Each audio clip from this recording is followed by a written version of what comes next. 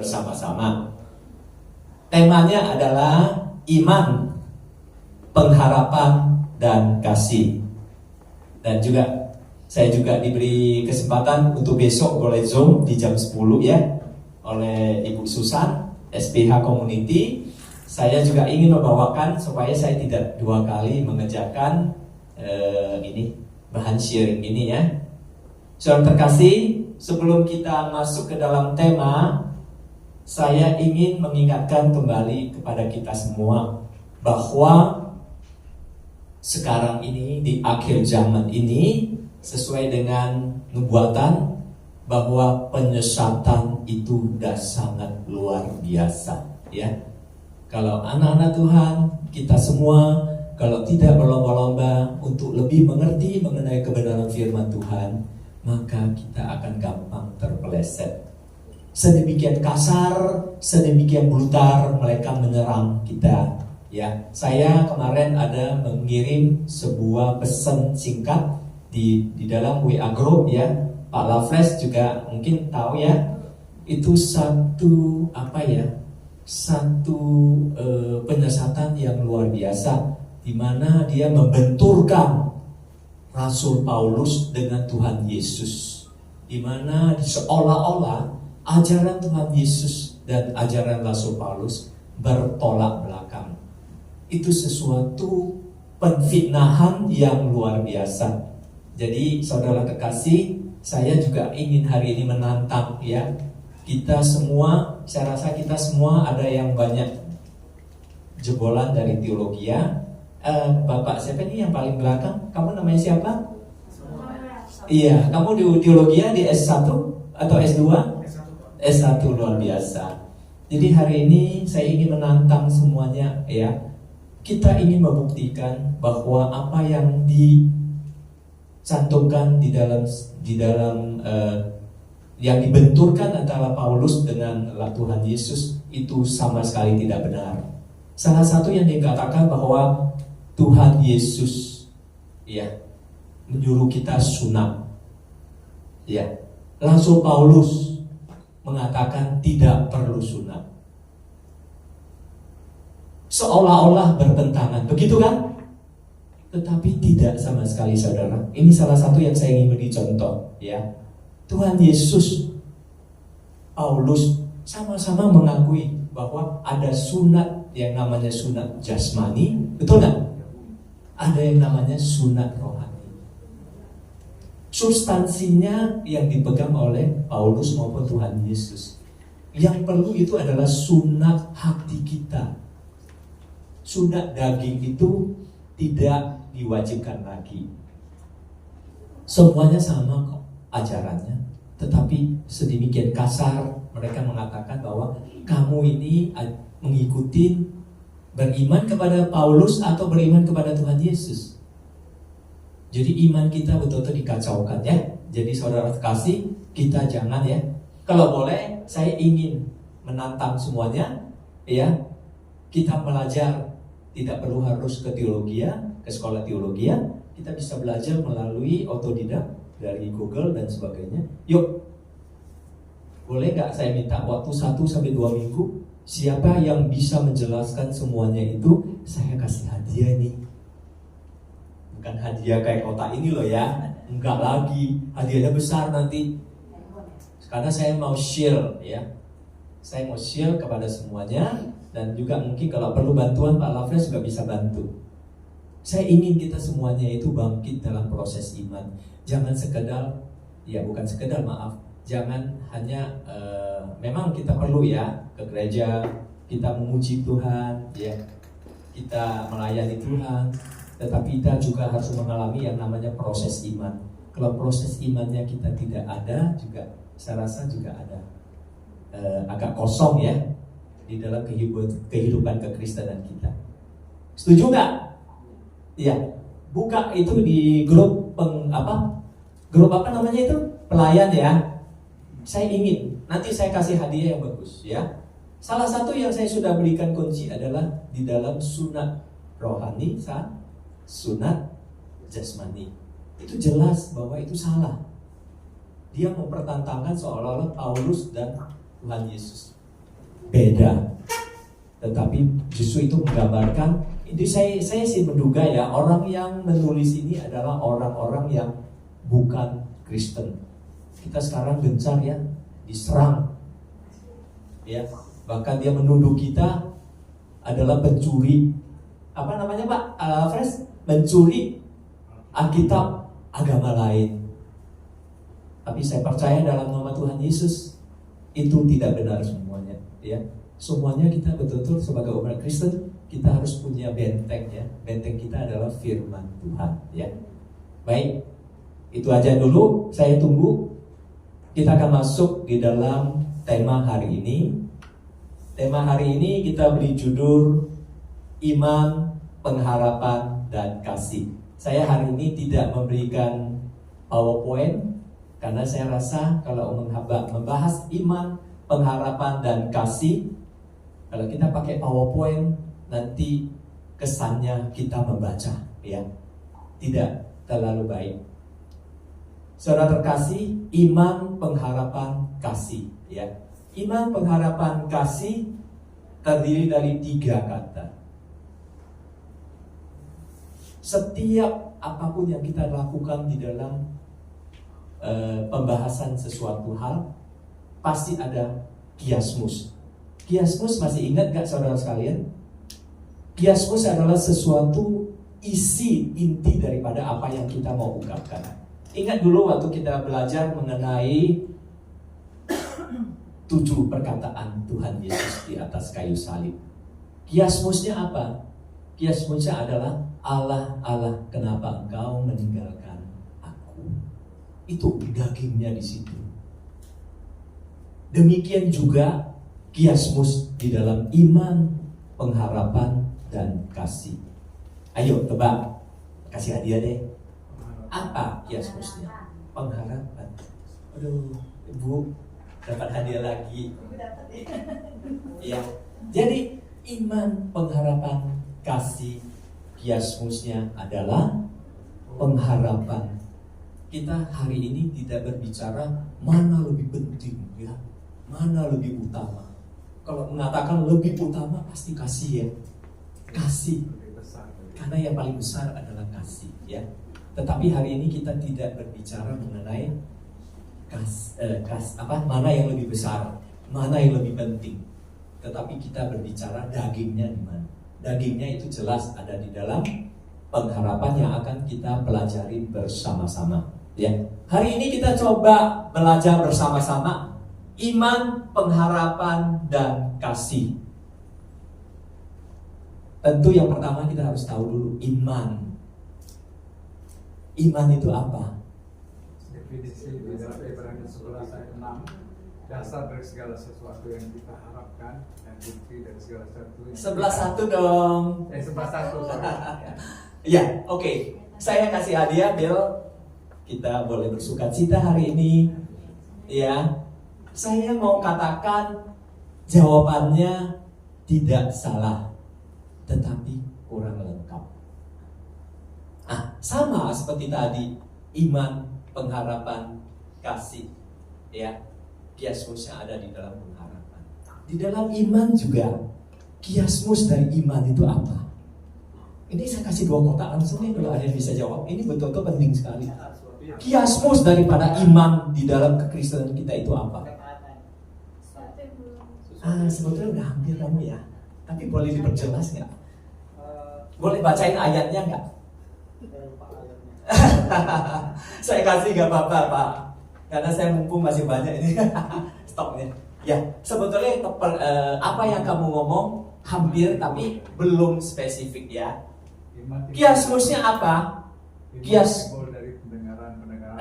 Belum, tapi saya mau kasih dulu satu ayat yang menurut saya kita akan baca Efesus 2 ayat 8 sampai 9 ya. Saya akan bacain aja karena kalau pakai PowerPoint nanti terlalu lama waktunya ya. Sebab karena kasih karunia kamu diselamatkan oleh iman, itu bukan hasil usahamu, benar ya? Tetapi pemberian Allah itu bukan hasil pekerjaanmu.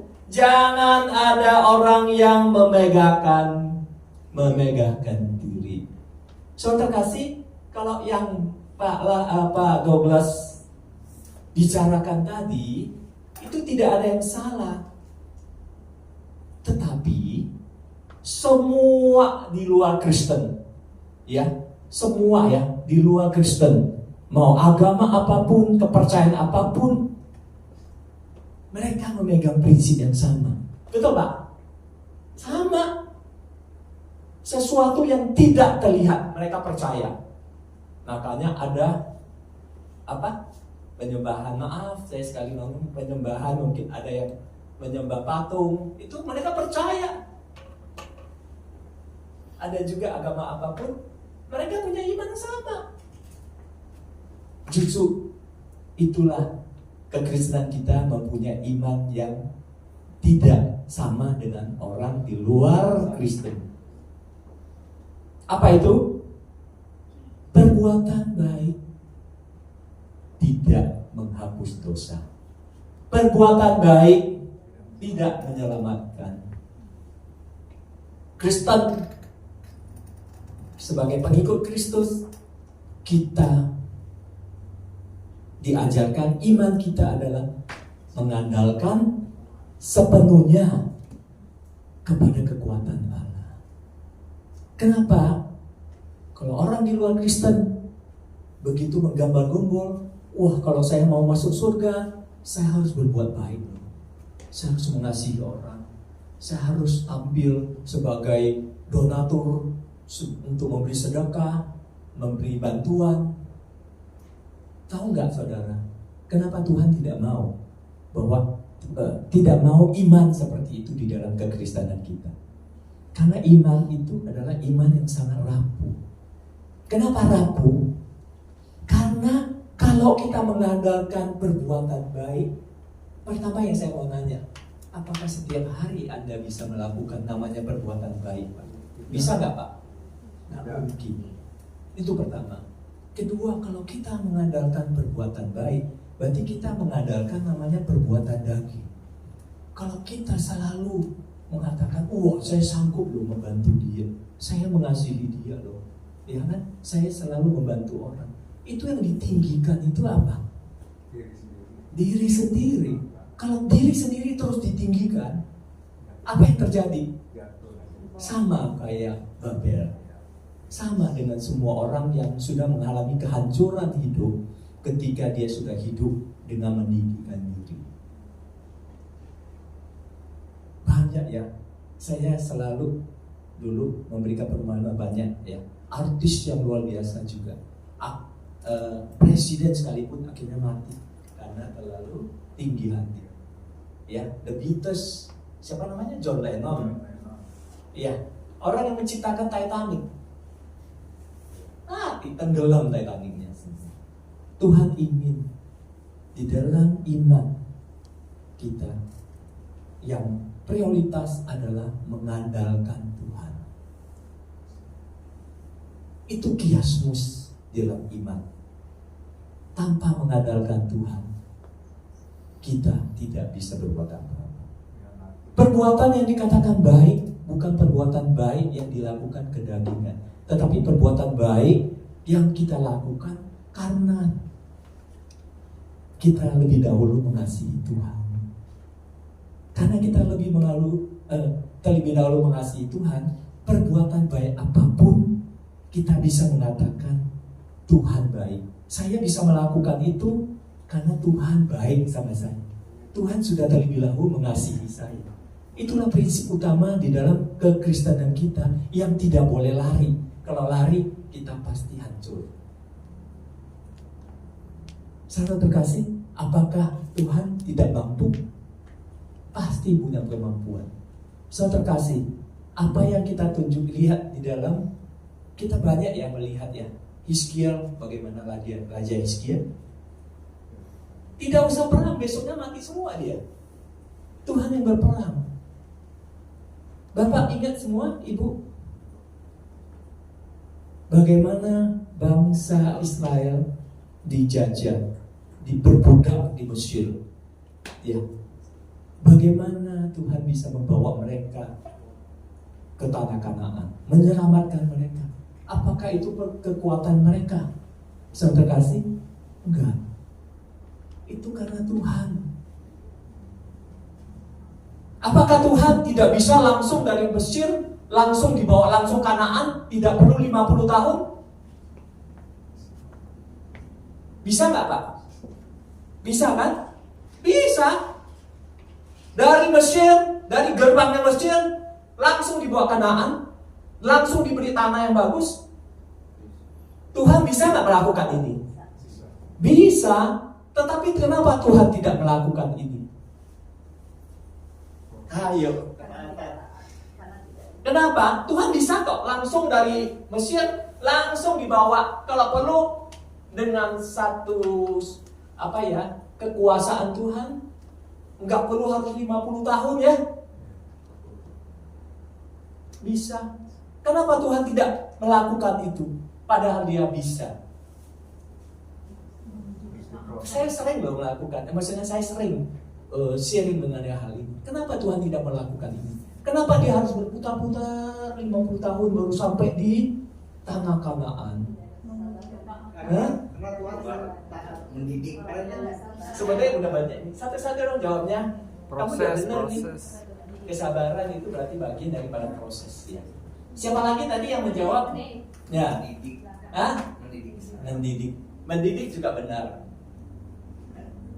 Hari ini banyak loh. Kita santai aja ya, karena kita ingin belajar dengan lebih. Ya. Tuhan mau lakukan ini karena Tuhan mau melakukan yang namanya proses iman. Tuhan bisa saja membawa bangsa Israel langsung ke sana, tapi mereka tidak akan mendapatkan apa-apa. Kenapa tidak mendapatkan apa-apa? Karena mereka tidak melalui proses iman. Kalau proses iman tidak dilakukan, mereka hanya menerima hasilnya, maka mereka tidak mendapat apa-apa sebenarnya. Tuhan ingin sebenarnya bukan mereka untuk mendapatkan tanah Kanaan. Itu bukan goalnya. Kalau saya ulangi lagi tadi, bukan kiasmusnya di situ.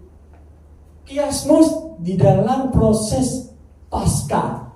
Proses Paskah bagi orang Kristen adalah Tuhan orang Yahudi adalah membawa bangsa Israel keluar daripada Mesir dan menuju ke Kanaan. Itu namanya Paskah bagi mereka.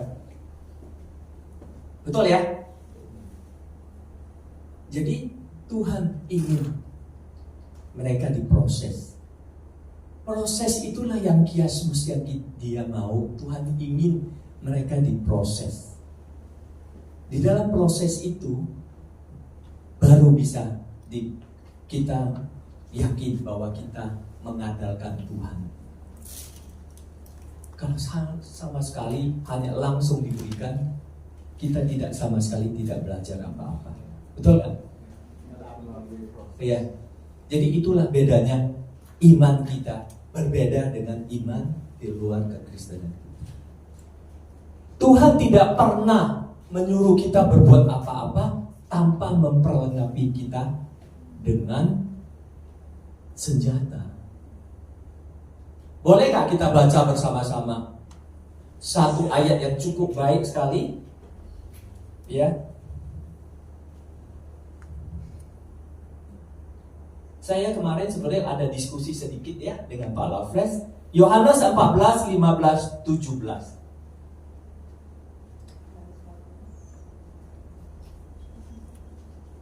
Nah, boleh dibacain Pak Lafles atau Pak Douglas. Ini sudah ada di dalam monitor. Yohanes 14 ayat 15 sampai 17. Demikian firman Tuhan, "Jikalau kamu mengasihi aku, kamu akan menuruti segala perintahku." Lanjut. "Aku akan minta kepada Bapa, dan Ia akan memberikan kepadamu seorang penolong yang lain, supaya Ia menyertai kamu selama-lamanya." Terus lagi, yaitu Roh kebenaran. Dunia tidak dapat menerima Dia, sebab dunia tidak melihat Dia dan tidak mengenal Dia. Tetapi kamu mengenal Dia, sebab Ia menyertai kamu dan akan diam di dalam kamu. Amin. Di dalam proses iman, Tuhan tidak pernah memberikan kita hanya sekedar ngomongan, tetapi Dia juga membackup kita, ya. Jikalau engkau mengasihi aku, kamu akan menuruti segala perintahku. Kalau kita sudah menuruti segala perintahnya, maka kita dipersenjatai. Apa itu? Next, coba kita bacain sekali lagi. Aku akan minta kepada Bapa, Ia akan memberikan kepadamu seorang penolong. Tidak akan kosong. Tuhan pasti memberikan kita penolong. Saya selalu bersaksi, mungkin berpuluh-puluh kali, saya seorang dari dulu adalah orang yang paling minder, orang yang tidak bisa di mimbar. Kalau saya di mimbar pertama kali saya bisa gemetaran, nggak tahu mau ngomong apa. Tetapi sejak saya mengenal Tuhan Yesus, saya menyatakan ingin, ya, mengasihi Tuhan, ingin belajar firman Tuhan dengan baik, ingin sharing firman Tuhan. Maka Roh Kudus yang mengajar saya. Hari ini saya bisa khotbah di sini, itu bukan karena kekuatan saya, tetapi Roh Kudus yang memberikan saya kekuatan. Roh Kudus itu guru saya, ya. Roh Kudus yang menjadi pengajar saya. Kadang-kadang saya berkhotbah, saya tidak tahu lagi mau berkhotbah apa, tapi Roh Kudus lah terus mengajar kita. Dialah guru, penolong kita, penghibur kita. Di saat saya susah, Roh Kuduslah yang bekerja. Roh Kudus bisa merubah, ya, hati kita yang sudah hancur, kita bisa dibuat menjadi hati yang penuh dengan sukacita. Iman, jelas ya? Iman sangat penting sekali di dalam kehidupan. Nah, terus kalau kita berbicara iman, kita lahir, bagaimana supaya beriman? Mulainya dari apa? Iman mulainya dari mana? Bukan, mulainya dulu. Pendengaran, percaya. Iman mulainya dari benih dulu dong. Benih itu apa? Yesus, betul, tapi ini lebih spesifik adalah kita baca di dalam Markus 4:8. Boleh? Markus 4:8. Ini sebetulnya sesuatu yang mungkin sebagai besar orang sudah hafal, ya. Markus 4:8 dan Markus 4:1-4. Ya. Markus 4:8. Markus pasal 4 ayat 8. Dan sebagian jatuh di tanah yang baik, ia akan tumbuh dengan subur dan berbuah. Hasilnya ada yang 30 kali lipat, ada yang 60 kali lipat, ada yang 100 kali lipat. Ya. Ini berbicara mengenai benih, ya. Markus 4 ayat 14. Coba. Nah, benih yang ditaburkan itu adalah firman. Jadi kalau kita mau beriman, harus ada benihnya dulu, ya. Kita nanam sesuatu ada benih, ya Pak, ya. Kalau enggak gimana tumbuh? Tapi kalau benih itu kita pegang terus, ya mati, ya. Tidak ada gunanya. Kalau kita sudah tahu benih itu firman Tuhan, terus cara untuk menanam benih itu bagaimana? Ayo. Caranya gampang. Kita harus mendengar firman Tuhan. Karena apa? Karena iman timbul dari pendengaran akan firman Tuhan. Di dalam Roma 10:17, kalau mau kita bacain biar lebih yakin, nanti takutnya ini Pak Darwin nada-nada. Roma 10:17 kita tampilin, ya.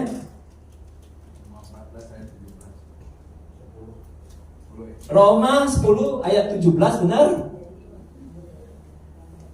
Jadi iman timbul dari pendengaran dan pendengaran oleh firman Tuhan.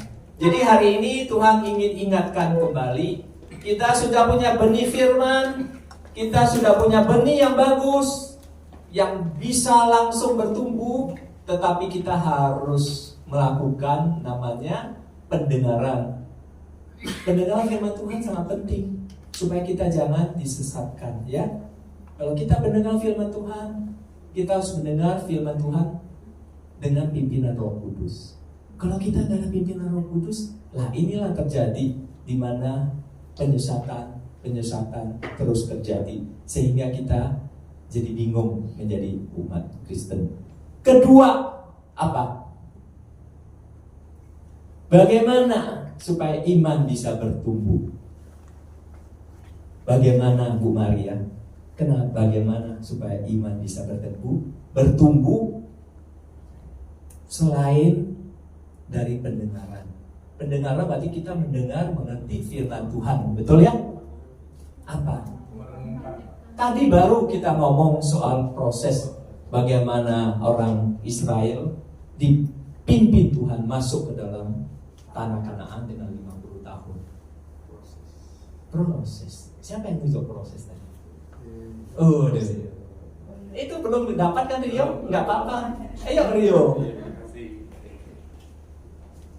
Nah, inilah yang dimaksud tadi, bahwa iman timbul dari pendengaran. Tapi kalau kita cuma mendengarkan firman Tuhan, tetapi kalau kita tidak mengalami yang namanya proses, itu tidak ada gunanya ya Bu ya.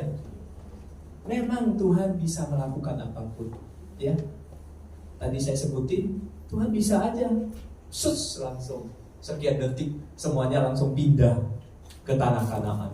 Semuanya disediain tempat yang subur untuk menanam. Semua disediakan fasilitas.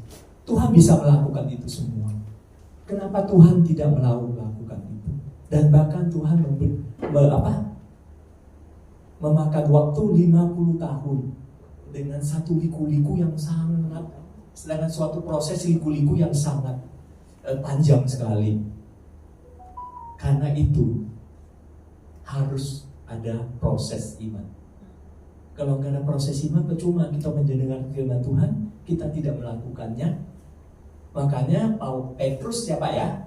Petrus mengatakan apa? Iman tanpa perbuatan adalah mati, tidak ada gunanya. Saudara terkasih, bagaimana kita boleh mengalami proses iman?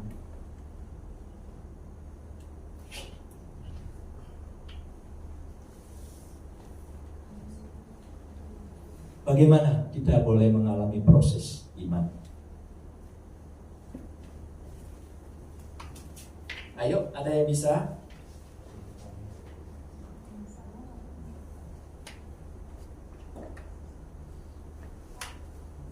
Kita kalau mengalami proses iman adalah ketika kita berani untuk menghadapi proses apapun yang ditentukan oleh Tuhan maupun yang diakibatkan oleh perbuatan kita sendiri.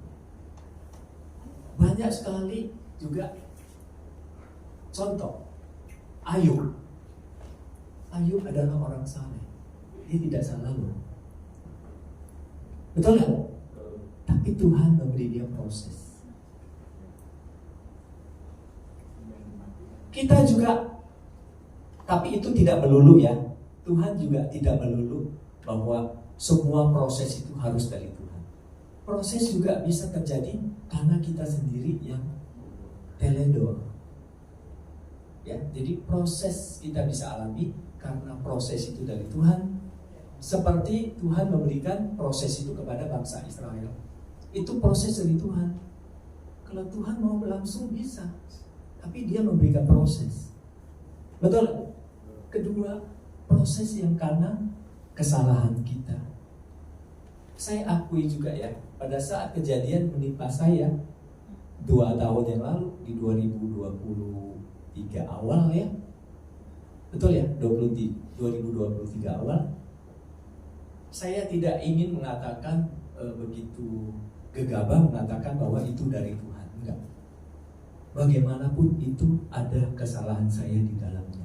Walaupun saya sudah berusaha hati-hati, ya, tetapi saya tetap teledor karena saya mungkin pada saat menunjuk orang kapal itu saya tidak tahu secara jelas siapa sih pemilik kapal itu.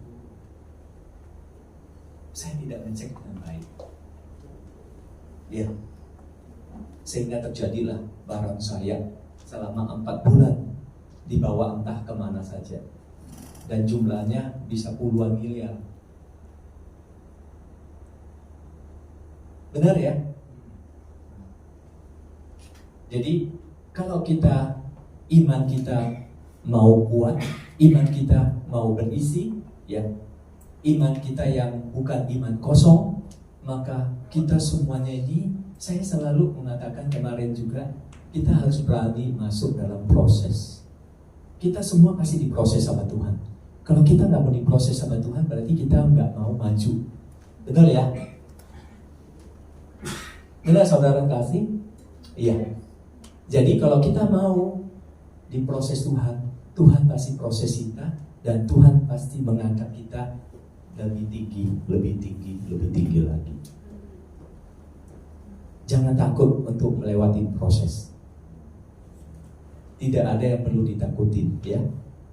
Asalkan kita betul-betul melewati proses ini dengan satu kepercayaan, dengan satu keyakinan, ya, bahwa Tuhan pasti menolong kita.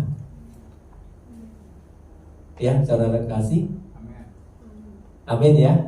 Jadi kalau kita sudah melalui proses, ya, kita sudah menjalani proses itu, maka iman kita pasti bertumbuh. Banyak pengalaman, kesaksian. Mungkin kalau disebutin banyak sekali ya. Orang banyak bersaksi bagaimana iman dia bisa bertumbuh. Jadi benih iman baru bisa proses tumbuh kalau benih itu sendiri berasal daripada kasih, ya. Mengenal akan kebenaran firman Tuhan, menjalani proses dengan penyertaan Tuhan, sebab kita semua tahu bahwa proses yang kita jalani pasti Tuhan sudah tahu. Ya. Saya dari dulu pernah sudah mengajarkan kepada kita semua, termasuk saya juga, kalau kita menjalani proses dari Tuhan, apa sikap kita? Sikap kita apa? Itu taat benar. Tetapi pertama kita harus mengatakan demikian, bahwa Tuhan kita ini adalah manusia yang hina, manusia yang berdosa. Ya, kita butuh Tuhan. Itulah yang dikehendaki Tuhan, supaya kita hidup, ya, jika melalui proses kita lalui dengan segala kerendahan hati kita. Itu kuncinya di situ. Ketika saya mengalami masalah besar di dalam kehidupan saya, apa yang saya lakukan adalah saya mengakui, ya Tuhan, itu karena kesalahan saya, itu karena keteledoran saya. Saya merendahkan diri di hadapan Tuhan, mengakui, ya.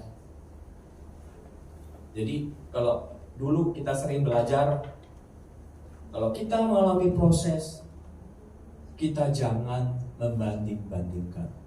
Waduh, saya kan melayani Tuhan, saya kan sudah menjadi WL, worship, menjadi pembicara, membantu gereja, melayani Tuhan di misi. Kok dia enak ya? Mereka nggak diproses, saya kok yang diproses.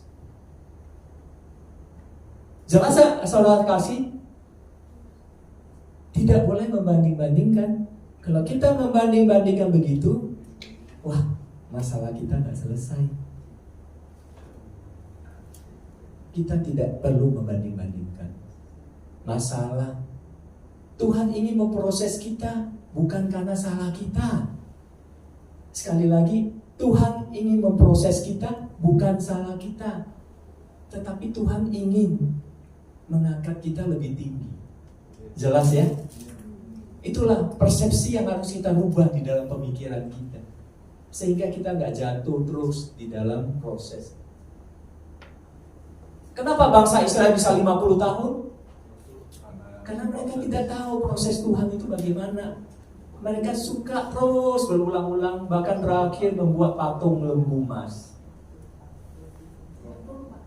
40 tahun masih, maaf. Kelebihan 10. Sorry. Maaf ya, sudah ini.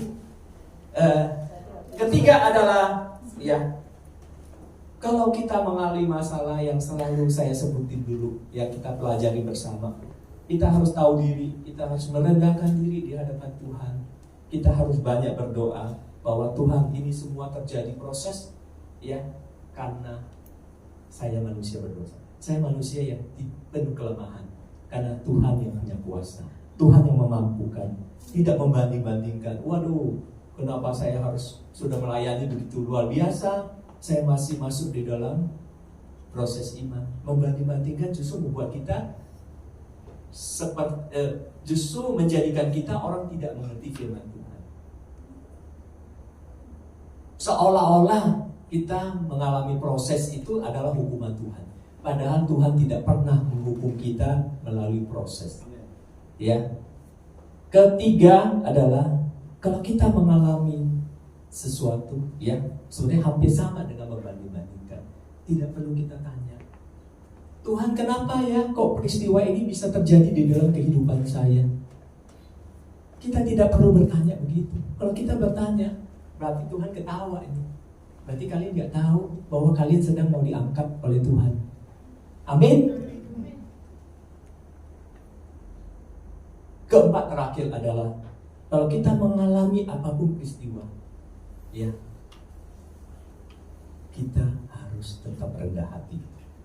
Kita harus mempunyai kasih di dalam kehidupan kita.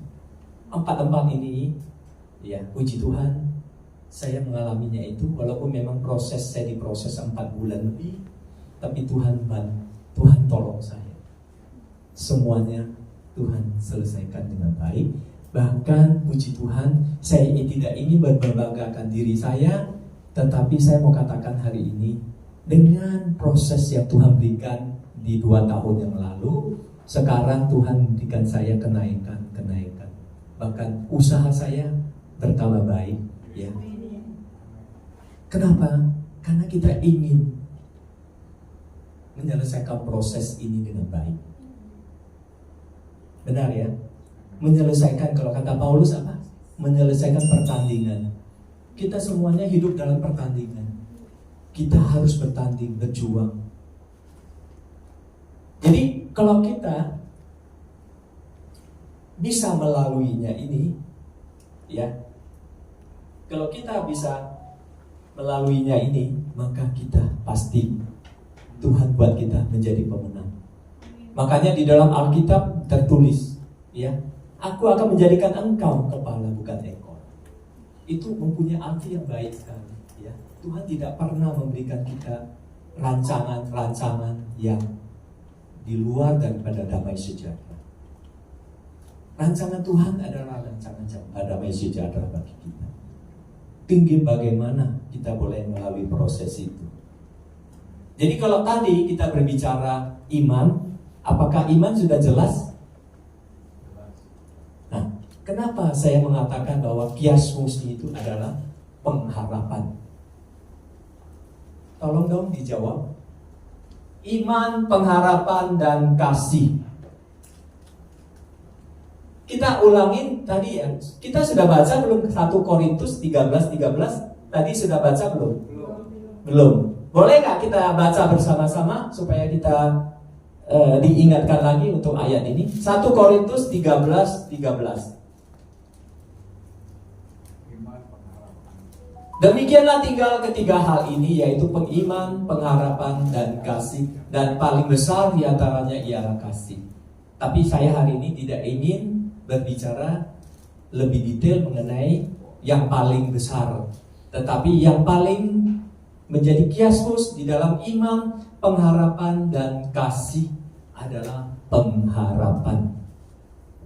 Kenapa disebut pengharapan? Kalau kita ada hidup, Pengharapan kenapa begitu penting? ya kalau kita ada sampai hari ini Pak, itu karena kita punya pengharapan. Karena Betul.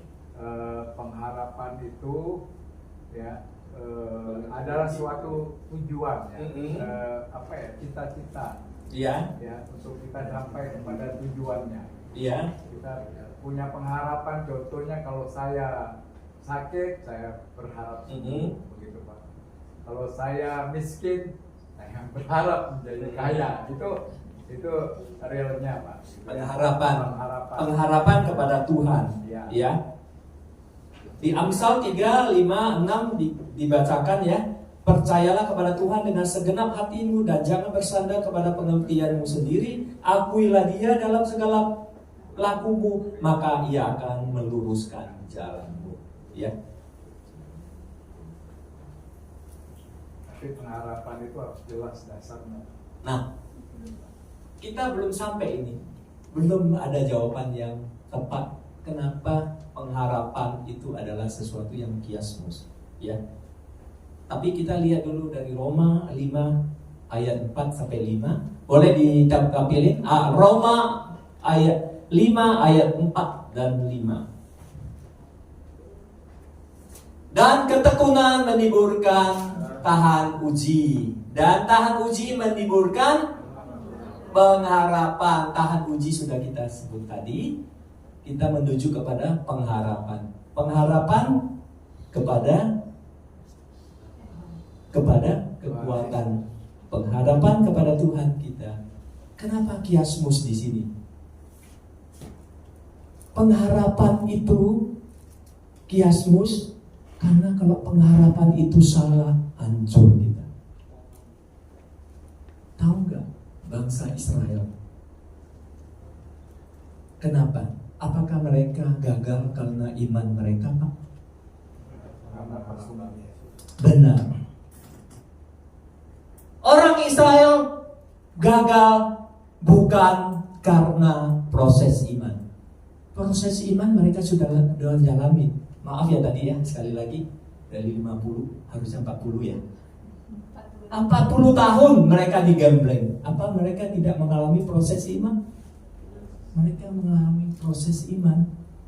Tetapi kenapa mereka sampai mengalami hal-hal yang saya boleh katakan satu kalimat yang agak kontroversial, ya, mereka mengalami hal yang sangat mengerikan, ya, proses yang mengerikan ya Pak ya. Kenapa? Ada percabulan, ada sumut-sumut, ada Iya. perlawanan. Kenapa mereka mengalami hal ini? Padahal mereka sudah melalui proses iman. Kenapa? Iya, karena tadi Pak Lafaz sudah ngomong, pengharapannya salah. Pengharapannya salah.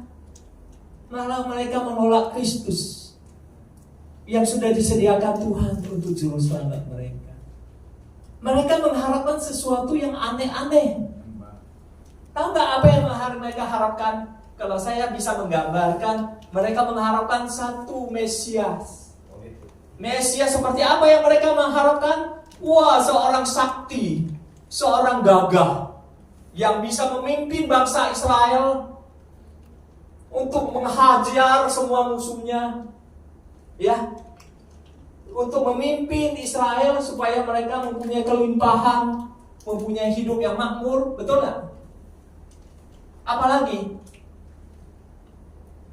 intinya mereka mengharapkan sesuatu yang bukan Tuhan pikirkan, yang bukan rencana Tuhan.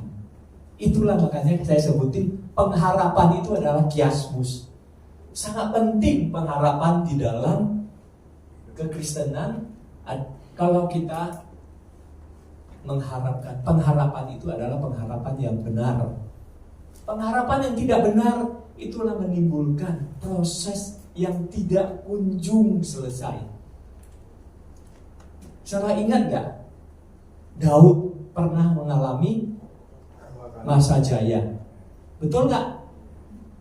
Tuhan berkati dengan berkali-kali, walaupun dia sudah jatuh dalam dosa, tapi dia kan datang bertobat. Apa yang terjadi setelah itu? Cucunya ya, Pak, saya lupa. Cucunya ya, Salomo itu cucunya kan? Cucunya melakukan kesalahan besar. Dia malah, Salomo itu cucu atau anak? Anak, maaf. Karena saya ingat 2 generasi tapi enggak, ya 1 generasi ya. Jadi Salomo itu mengalami melakukan sesuatu yang sangat-sangat melukai hati Tuhan. Ya. Dia ikut menyembah berhala. Dia ikut dengan segala sesuatu yang sangat menimbulkan kemarahan daripada Tuhan. Jadi saat itu setelah selesai Salomo turun mati, meninggal, habis semua. Kerajaannya tidak ada lagi. Utara, selatan, ya. Pembuangan di Babel ya Pak ya. Bahkan yang kita ngomong lebih miris ya, ketika terakhir ya, bahkan dibantai ya, begitu banyak. Bagaimana ini bisa terjadi? Karena mereka mempunyai pengharapan yang salah. Pengharapan salah ini berbahaya. Demikian juga di dalam kekristenan kita. Saya orang yang tipikal sebenarnya tidak ingin ada mengkritisi kepercayaan orang ya. Kita banyak denominasi, itu baik. Tetapi yang menjadi persoalan, kenapa bisa terjadi penyesatan? Itu juga sama terjadi seperti itu juga. Karena kita juga seolah-olah seperti bangsa Israel dulu. Betul nggak Pak Mantov?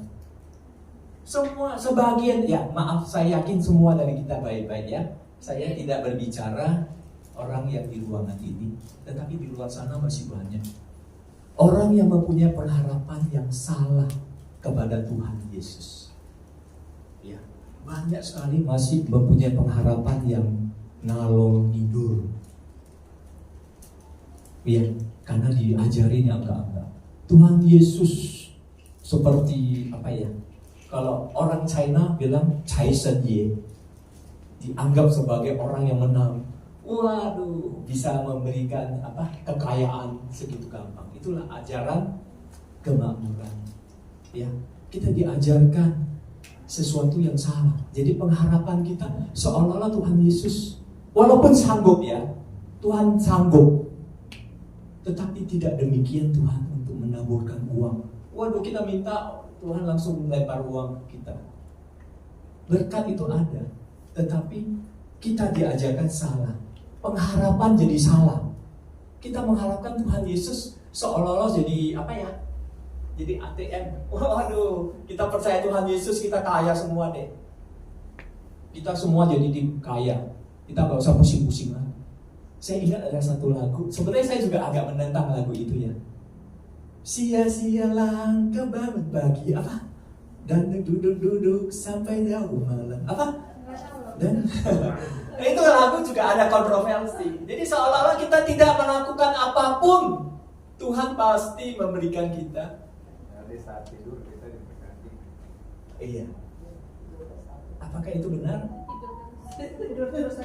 Maksudnya pengertiannya juga Jadi jelas. pengertian pengharapan itu yang salah, membuat kita jadi salah. Kita menginterpretasikan firman Tuhan.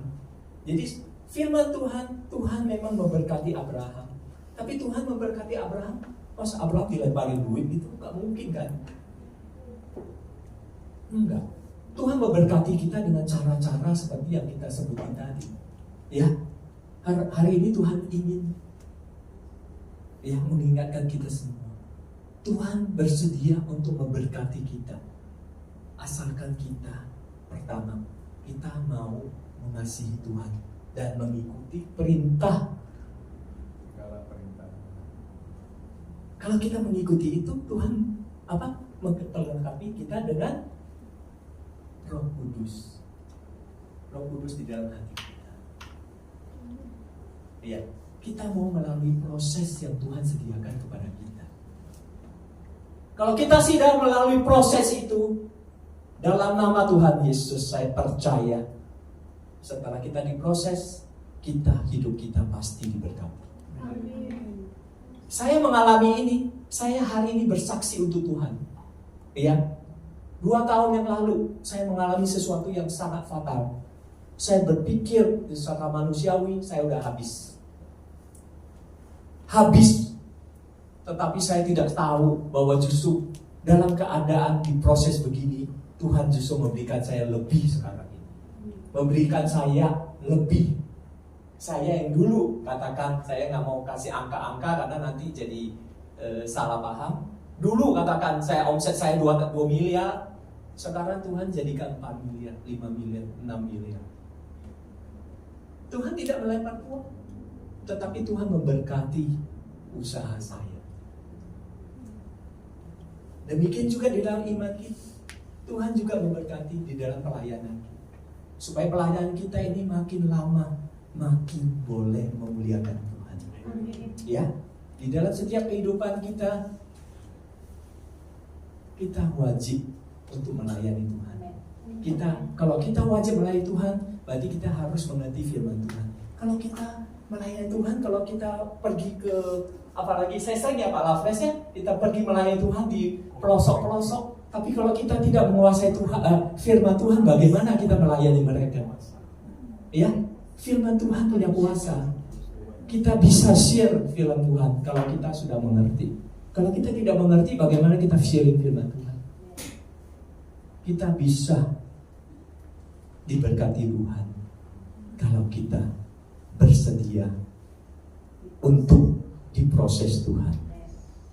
Kita bersedia untuk belajar firman Tuhan secara benar. Kita bersedia untuk yang melakukan pengharapan yang benar.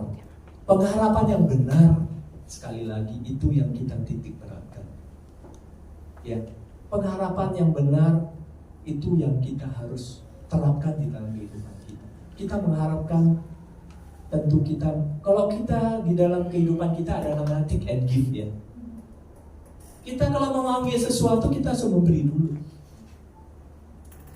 Bahkan firman Tuhan mengajarkan kepada kita, lebih berbahagia orang yang memberi daripada menerima. Kenapa lebih berbahagia? Karena saya tahu di dalam nama Tuhan Yesus, ketika kita memberi, kita pasti menerima. Ya. Tapi itu bukan ajaran kemakmuran ya. Kita memberi pasti kita menerima. Percaya.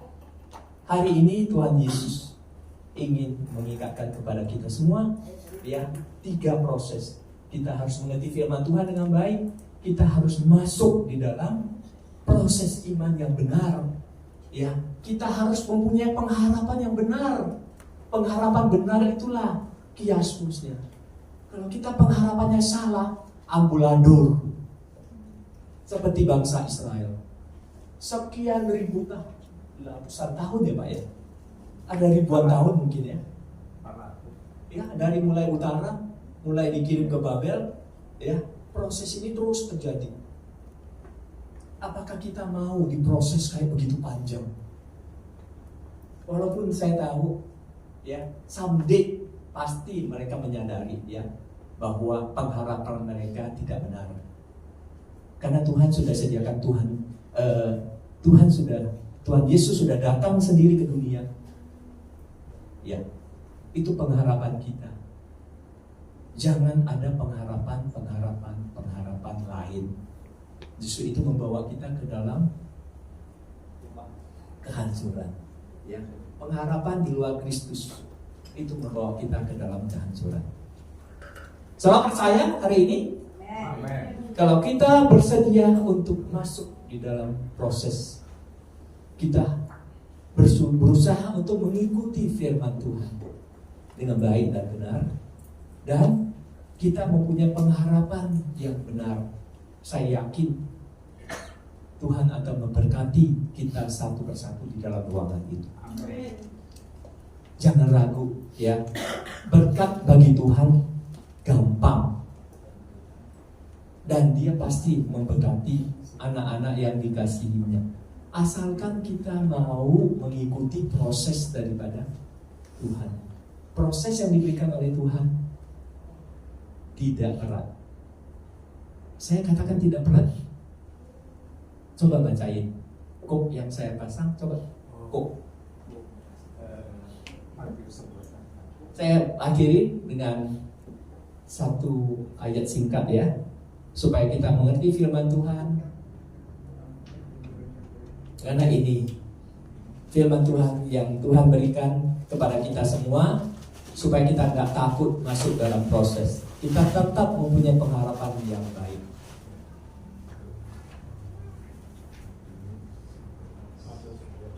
Nah, coba berapa? Matius 11 28 29. Hah? Matius 11. 11 ayat 29 ayat 29. Bukan. Ya. Iya. Matius, sorry maaf. Matius. Oke. Matius 11 29. Ya, ini harus menjadi satu